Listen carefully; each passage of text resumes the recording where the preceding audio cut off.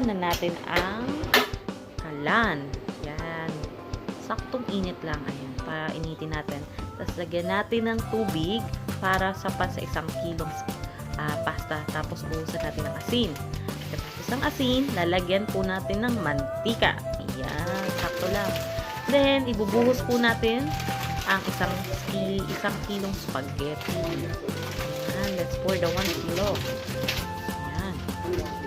Lahat po ilalagay po natin siya kasi malaki naman po yung kawali, yung pinaglulutuan namin. Ayan. Tapos, wag masyadong malakas ang apoy, yung sakto lang. Tapos, dapat kumukulo na yung tubig. Ayan.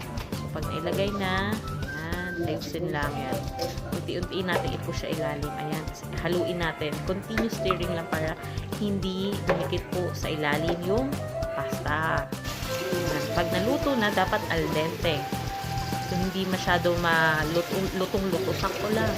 Tapos, yan, ilalagay natin sa malamig na tubig para hindi ma-overcook. Para matanggal yung init sa pasta. Malamig yung tubig. Pwede yung gamitin yung ice. Dahil may malamig naman sa pasta. Tapos, hugasan natin ang kaldero. Lalagyan ulit natin ng mantika. Tapos, magigisa na tayo. Unahin po natin ang bawang. Ang iba, inuna nila yung sibuyas. Pero depende yan sa inyo. Ako, bawang talaga ngayon. Iba, sibuyas, tapos bawang. Kasi daw, yung bawang madali masunog. Pero ako, gusto ko kasi medyo brown yung bawang. Tapos ako, isusunod yung sibuyas. Yan, sunodin natin kasi sayang naman yung mga chop ko. Dapat mince na mince yung bawang saka yung sibuyas. Kasi yung sekreto ko dyan, marami talaga sibuyas. May iba naman na ayaw sa sibuyas, pero ako, masarap talaga pag marami sibuyas. Saka, talagang ano na yan, napatunayan ko na masarap talaga. Pagkatapos, susunod natin ang minced chicken. Ayan, ilalagay natin yan. Lahat ng minced na yan. Manok, or baboy, pwede rin. Ayan, natin. Tapos, lagyan natin ng asin. Yung iba naglalagay ng patis. Dahil wala po kaming patis, asin lang. Pwede naman yun. Tapos, pwede rin black pepper or white pepper. Depende po sa dami ng gusto nyo.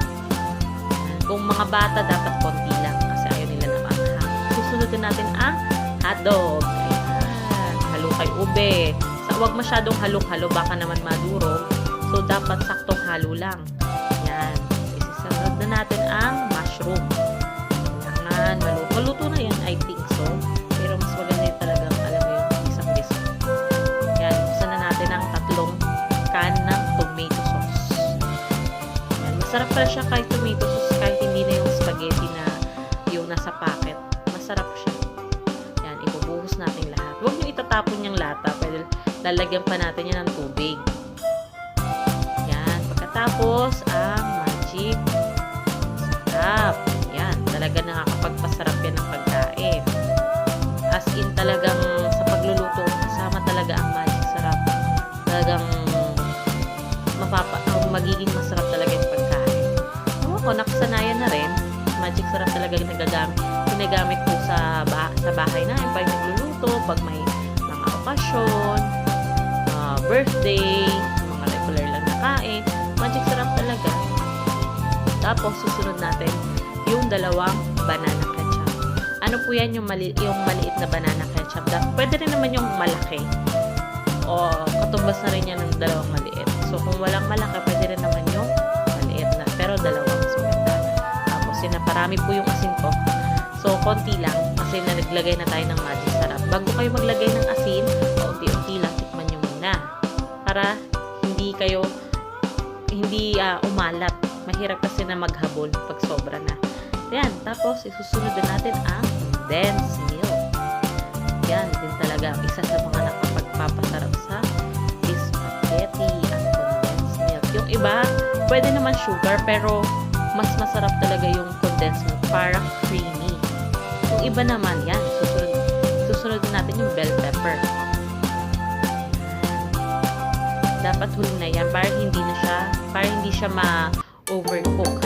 Tapos, yan yung mga nagawa ko ng mga nakaraan. Then, salamat, like, comment, subscribe to my channel. Thank you! Mwah, mwah,